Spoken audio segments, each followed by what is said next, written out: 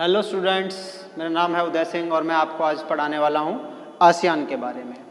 ASEAN, जैसा कि आप जानते होंगे कि एक क्षेत्रीय सहयोग संगठन है जो कि दक्षिण पूर्वी एशियाई देशों का समूह है। इसमें आज के टाइम में कुल 10 देश हैं जो कि दक्षिण पूर्वी एशियाई क्षेत्र में आते हैं। उन 10 देशों से मिलकर यह संगठन बना हुआ है और इस संगठन के कुछ विशेष उद्देश्य हैं जिनके लिए ये बनाया गया है। ये जो एक रीजन है दक्षिण पूर्वी एशिया का, जो भारत के पूर्व की तरफ है, जो भारत के पूर्व की तरफ है, उस एरिया में जो देश हैं उन देशों से मिलकर बना है। ठीक है, इसकी जो स्थापना हुई है, जो आसियान है, इसकी जो स्थापना हुई है, इसकी स्थापना कुछ विशेष उद्देश्य हुई है। तो आज हम उसके बारे में जानने की कोशिश करेंगे कि इसकी क्या विशेष उद्देश्य रहे हैं इसको बनाने के पीछे, और ये इतना महत्वपूर्ण क्यों है हमारे भारत के लिए, जिसे हम पढ़ रहे हैं। देखिए, हमारे सिलेबस में 2 क्षेत्रीय समूह हैं जिनको हमें पढ़ना है। 2 क्षेत्रीय सहयोग संगठन है, एक तो सार्क और दूसरा आसियान। सार्क उन 8 देशों का संगठन जो भारत भी जिसका सदस्य है। भारत सार्क के 8 देशों में शामिल है और वह जो सार्क है वह साउथ एशियन नेशंस का जो साउथ एशियन नेशंस हैं उनका जो संगठन है, इसलिए भारत भी साउथ एशिया में आता है और भारत भी इसका सदस्य है। लेकिन जो साउथ ईस्ट एशियन नेशंस हैं, जो साउथ ईस्ट एशियन नेशंस हैं, यानी कि भारत के पूर्व के जो राज्य हैं, जो देश हैं, वो जो भारत की जो लोकेशन है वो उस क्षेत्र में नहीं आती है, यानी कि साउथ ईस्ट एशियन क्षेत्र में, रीजन में नहीं आती है। इसलिए भारत इसका सदस्य तो नहीं है, लेकिन भारत के लिए इम्पोर्टेंट इसलिए है क्योंकि ये भारत के जस्ट पड़ोस में है। ठीक है, क्योंकि आप जानते होंगे भारत के जस्ट जो पूर्व में जो स्टार्ट हो जाते हैं देश, चाहे वो लाओस हो, म्यांमार हो, कंबोडिया हो, ब्रुनेई हो, वियतनाम हो, फिलीपींस हो, इंडोनेशिया हो, सिंगापुर हो या फिलीपींस हो। ठीक है, ये जो सब देश हैं ये भारत के पूर्व में स्थित हैं और इन देशों का एक संगठन है जो कि एक सहयोग संगठन है, आपस में व्यापार को बढ़ावा देने का संगठन है, आपस में सांस्कृतिक प्रचार का संगठन है, ना कि ये एक सैनिक संगठन है। नाटो, सीटो, सेंटो की तरह, ध्यान रखिए, नाटो, सीटो, सेंटो, वार्सा पैक्ट, इसकी तरह ये कोई सैनिक संगठन नहीं है। ये सिर्फ एक सहयोग संगठन है, आपस में सांस्कृतिक और व्यापार से रिलेटेड। ठीक है, तो आज हम इसको पढ़ने की कोशिश करेंगे। तो ठीक है, तो आज हम पढ़ने वाले हैं आसियान, जिसकी फुल फॉर्म होती है association of south east Asian Nations, यानी कि आसियान, इनको शॉर्ट में लिख देते हैं हम, association of south east Asian Nations. इसकी स्थापना हुई थी 8 अगस्त 1967 को बैंकॉक में इसकी स्थापना होती है 8 अगस्त 1967 को, जो कि इंडोनेशिया में है, बैंकॉक थाईलैंड में है।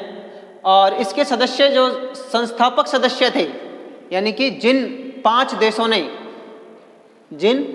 देशों ने आसियान की स्थापना की थी, उनमें शामिल है इंडोनेशिया, मलेशिया, थाईलैंड, फिलीपींस और सिंगापुर। ये 5 देश हैं, इंडोनेशिया, मलेशिया, थाईलैंड, फिलीपींस और सिंगापुर। इन 5 देशों ने मिलकर आसियान की स्थापना की थी, परंतु बाद में इसमें 5 सदस्य और ऐड हो गए और वर्तमान में इसकी सदस्य संख्या है 10, यानी कि इसमें 5 सदस्य और ऐड हो गए। 5 तो ये हैं ही संस्थापक सदस्य, प्लस 5 और ऐड हो गए। कौन कौन से? ब्रुनेई, कंबोडिया, लाओस, वियतनाम और म्यांमार। ये 5 देश इसमें और शामिल हो गए। तो अब इसकी सदस्य संख्या कितनी हो गई है? 10। इन 10 देशों के समूह को आसियान कहते हैं। ठीक है, तो आसियान किन देशों का समूह है? आसियान है Indonesia, Malaysia, Thailand, Philippines, Singapore, Brunei, Cambodia, Laos, Vietnam और म्यांमार। इन 10 देशों का एक संगठन है जिसका उद्देश्य क्या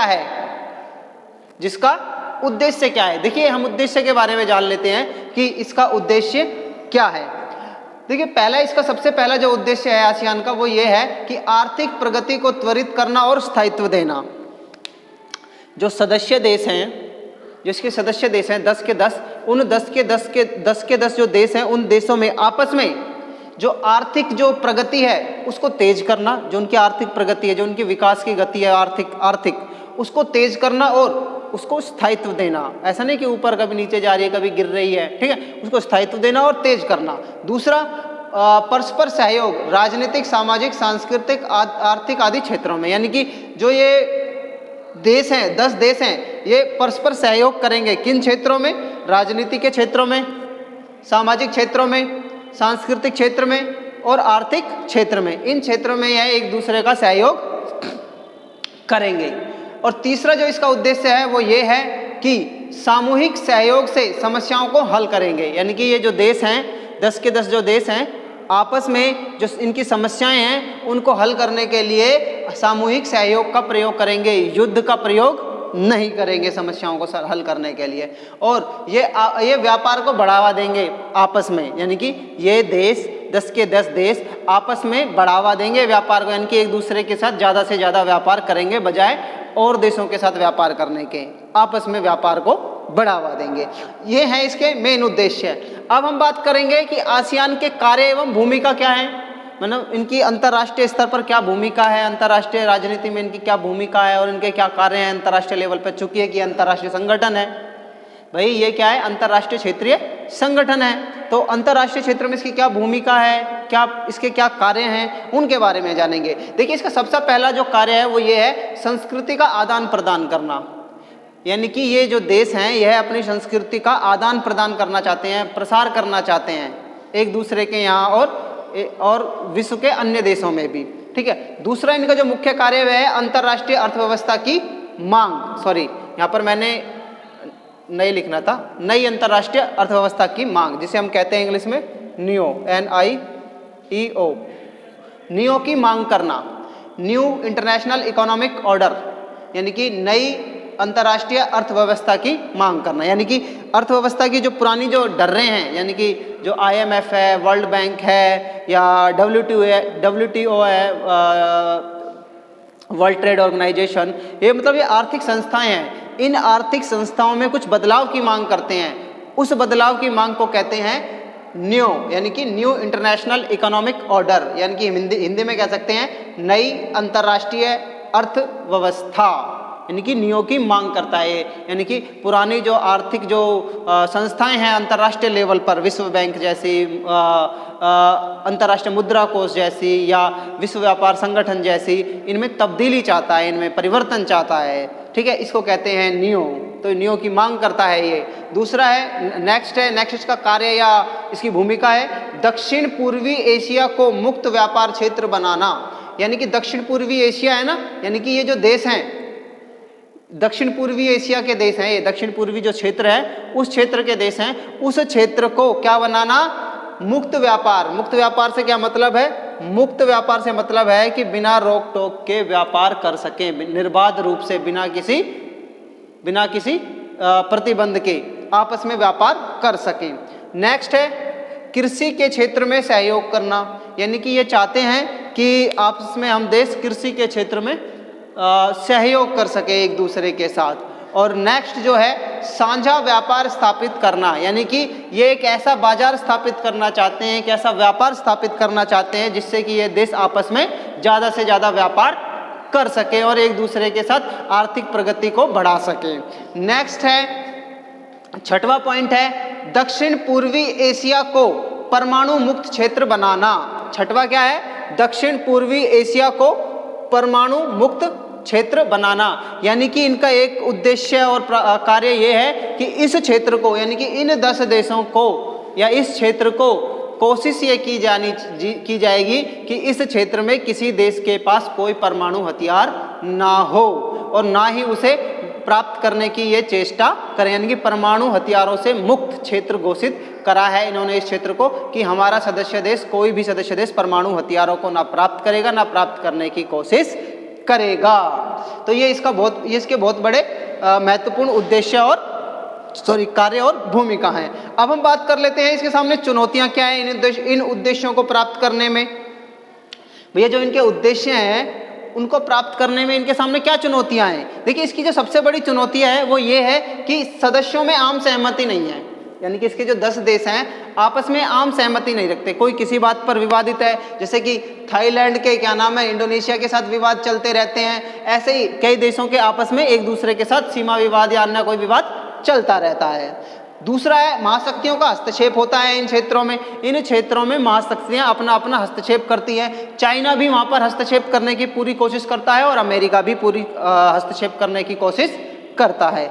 मुद्रा का संकट भी बना हुआ है। कई देश, वियतनाम जैसे देश कंगाली की कगार पर आ रखे हैं और वहाँ पर मुद्रा का बहुत ज़बरदस्त संकट बना हुआ है। और मुद्रा के संकट के कारण जो अंतर्राष्ट्रीय जो संस्थाएँ हैं, इंटरनेशनल मॉनेटरी फंड जैसी जो संस्थाएं हैं, वो जो फंड देती हैं इनको तो कंट्रोल भी करके रखती हैं इन्हें। आर्थिक सहयोग की कमी है, आपस में ये देश आर्थिक सहयोग नहीं रखते हैं और इसलिए इनके उद्देश्यों को पूरा नहीं हो पाता है। नेक्स्ट, राजनीतिक अस्थिरता व सांप्रदायिक हिंसा। अच्छा, इन देशों की या इन क्षेत्रों की एक सबसे बड़ी प्रॉब्लम ये है कि राजनीतिक अस्थिरता रहती है। इनमें से कई देश ऐसे हैं जैसे कि म्यांमार में कभी सैनिक शासन आ जाता है, कभी राष्ट्रपति शासन आ जाता है, ठीक है। ऐसे ही लाओस सैनिक शासन वाला देश बन जाता है, ठीक है। तो ब्रुनेई में राजा हैं, ठीक है। तो कुल मिला के बात यह है कि इसमें से कई देश ऐसे हैं जहाँ पर राजनीतिक रूप से तो अस्थिरता पाई जाती है या इन देशों में सांप्रदायिक धार्मिक दंगे होते रहते हैं, जिनकी वजह से भी इनके उद्देश्य प्राप्त होने में बहुत समस्याएं उत्पन्न होती हैं। अब हम बात कर लेते हैं इसके मुख्यालय की। तो इसका मुख्यालय है जकार्ता, जो कि इंडोनेशिया में है।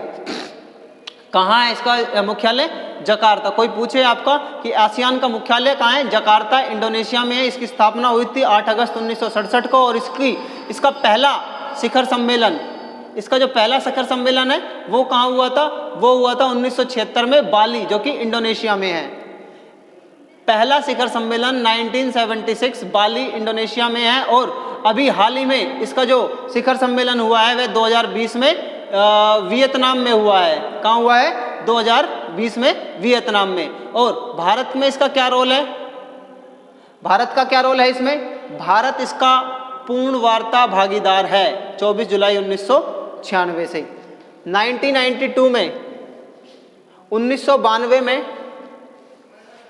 1992 में भारत इसमें एज ए वार्ताकार, एक डायलॉग पार्टनर के रूप में सम्मिलित हुआ था और 1996 में उसे पूर्ण वार्ता भागीदार बना दिया गया, यानी कि फुल डायलॉग पार्टनर। यानी कि जो इसके 10 देश हैं वो इसमें भाग लेते हैं इसके सम्मेलनों में और अपनी राय रखते हैं और वोट भी डालते हैं। लेकिन ये जो वार्ता भागीदार होते हैं, पूर्ण वार्ता भागीदार और वार्ता भागीदार जो होते हैं, ये वहाँ पर सम्मेलनों में भाग तो लेते हैं, अपनी राय तो रखते हैं, लेकिन इन्हें मत देने का अधिकार नहीं होता। तो भारत इनके साथ मीटिंग भी करता है, आसियान के साथ, भारत प्लस आसियान, ये अपनी मीटिंग भी करता है। भारत इनके साथ, आसियान के साथ मीटिंग भी करता है और अपनी बातें भी इनके यहाँ पर रखता है और इनसे व्यापार भी करने की कोशिश करता है। परंतु भारत का व्यापार इन देशों से अभी भी बहुत कम मात्रा में होता है। हालांकि भारत के जो एक प्रधानमंत्री थे इंद्र कुमार गुजराल जी 1997 में 1997 में उन्होंने एक पॉलिसी दी थी, लुक ईस्ट पॉलिसी, यानी कि पूर्व की ओर देखो की नीति। यानी कि उनका उद्देश्य था कि पूर्व के देशों के साथ ज़्यादा से ज़्यादा व्यापार किए जाएं, मगर यह नीति कुछ खास कारगर साबित नहीं हुई और कोई व्यापार में कोई खास इजाफा नहीं हुआ। और उसके बाद नरेंद्र मोदी सरकार ने इस एक बार फिर से इस तरफ ध्यान दिया और उन्होंने लुक ईस्ट पॉलिसी की जगह एक्ट ईस्ट पॉलिसी, यानी कि इंद्र कुमार गुजराल ने तो 1997 में इंद्र कुमार गुजराल जो भारत के प्रधानमंत्री थे 1997 में, उन्होंने लुक ईस्ट